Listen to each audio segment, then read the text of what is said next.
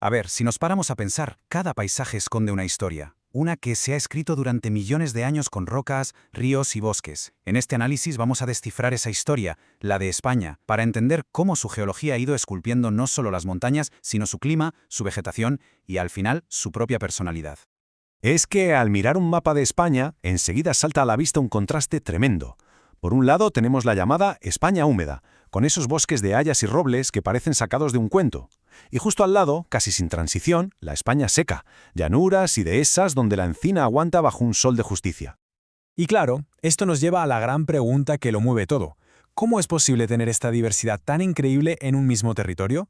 Porque desde luego no es casualidad. La respuesta está ahí, grabada en la propia tierra. Para resolver este misterio, tenemos que empezar por abajo, por los cimientos. Venga, vamos a meternos de lleno en la estructura que lo define absolutamente todo. Y aquí la tenemos. La protagonista indiscutible de la geografía peninsular, la meseta central. Es como una inmensa llanura elevada que funciona como el corazón de la península, y casi todo el relieve español se organiza a su alrededor. Es la pieza clave. De hecho, la presencia de esta meseta es tan dominante que nos deja un dato que sorprende a muchísima gente. España tiene una altitud media de 660 metros. Es uno de los países más elevados de Europa. No es un país de llanuras bajas para nada, es un país de tierras altas. Pensemos en la meseta como si fuera una especie de fortaleza natural. Es una gran mesa, muy alta, dividida en dos por el sistema central y, lo más importante, rodeada por murallas montañosas. Este es el punto crucial. Esa disposición de montañas alrededor actúa como una barrera que aísla por completo todo lo que hay en el interior. Y claro, esa barrera física tiene una consecuencia directa, y es gigantesca.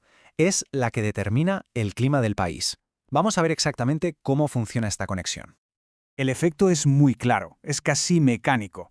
Las nubes que vienen cargadas de lluvia desde el Océano Atlántico se topan de frente con estas cordilleras. ¿Qué pasa? Pues que se ven forzadas a subir, se enfrían y ¡pum!, descargan toda el agua en la cara norte y oeste, pero ya no tienen fuerza para pasar al otro lado, al interior.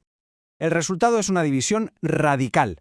En esa franja norte, la que se lleva toda la lluvia, tenemos el clima oceánico, con agua todo el año y temperaturas suaves, pero en el resto, en la inmensa mayoría de la península, domina el clima mediterráneo, que se caracteriza justo por lo contrario, la sequía en verano y unas lluvias mucho más escasas e irregulares. Y si quedaba alguna duda, los datos no mienten. A la izquierda, un climograma de Santander, en la costa cantábrica. Las barras azules, la lluvia, están altas casi todos los meses. A la derecha, Valencia, en el Mediterráneo. Se ve un socavón, un desplome total de las lluvias en verano. Son dos mundos climáticos viviendo en el mismo país. Pero ojo que la historia no termina aquí. Si nos vamos un poco más al sur, nos encontramos con un archipiélago que juega con sus propias reglas geológicas, unas completamente diferentes, las Islas Canarias. A diferencia de la península, que se formó, digamos, por el choque de placas, las Canarias son hijas del fuego.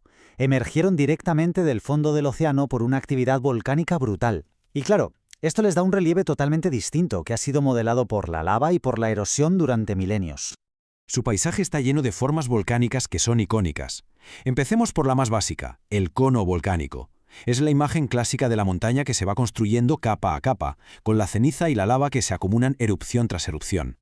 A veces, después de una erupción gigantesca, el volcán se vacía por dentro y su cumbre se derrumba sobre sí misma. El resultado es esto, una caldera, una depresión circular enorme que puede tener kilómetros y kilómetros de diámetro. Y aquí es donde entra en juego la paciencia de la erosión. Con el paso de los siglos, el viento y el agua van desgastando el cono del volcán, que es de material más blando, pero el tapón de magma que se solidificó en la chimenea, que es roca durísima, resiste. ¿Y qué nos queda? Pues estas agujas de roca espectaculares, que conocemos como roques. Vale, ya lo tenemos. Hemos visto cómo la geología crea el relieve y cómo el relieve dicta el clima. La última pieza del puzzle es ver cómo estos dos factores juntos le dan forma al mundo de los seres vivos, empezando, claro, por la vegetación. En la península, la lógica es bastante directa. En la zona de clima oceánico, donde hay humedad de sobra, lo que prospera es el bosque caducifolio, hayedos, robledales. Y en la zona mediterránea, que tiene que aguantar la sequía del verano, domina el bosque perennifolio, con encinas y alcornoques, que no tiran la hoja precisamente para conservar el agua. Pero si volvemos a Canarias, la historia es todavía más fascinante. Aquí el factor clave no es tanto si estás al norte o al sur, sino la altitud. A medida que subimos por las laderas de sus enormes montañas, el clima cambia de forma radical, creando ecosistemas totalmente distintos que se apilan unos encima de otros como si fueran los pisos de un edificio. Venga, vamos a subir esta montaña imaginaria. Empezamos abajo, en el piso basal, que es casi un desierto. Subimos un poco y aparece el bosque termófilo, con dragos y palmeras. Pero luego llegamos a la joya de la corona, el Monteverde. Es un bosque de laurisilva, siempre metido en la niebla. Vamos, un auténtico fósil viviente que viene de la era terciaria. Por encima de ese mar de nubes, donde vuelve el sol pero hace más frío, crece el pinar de pino canario. Y ya en las cumbres solo sobrevive un matorral que aguanta el viento y las heladas. Es un continente entero en miniatura, en una sola isla. Bueno, pues con todo esto sobre la mesa, es el momento de volver a la pregunta del principio.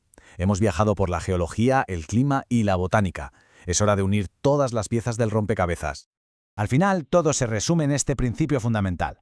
La forma de la Tierra, el relieve, no es algo caprichoso. Es la consecuencia directa de su esqueleto geológico y de cómo el agua, el viento y el hielo lo han ido esculpiendo durante millones y millones de años.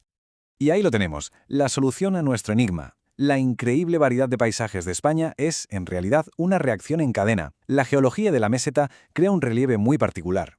Este relieve bloquea la influencia del mar, generando climas muy distintos. Y finalmente, cada clima permite que se desarrolle un tipo de vida diferente. Es una historia perfectamente conectada. Una cosa lleva a la otra. Así que, la próxima vez que estemos frente a un paisaje, ya sea una montaña, una costa o una llanura, la pregunta es casi inevitable. Ya no se trata solo de ver qué bonito es, sino de preguntarse ¿por qué es así? ¿Qué historia geológica y climática nos está contando esta tierra que tenemos delante?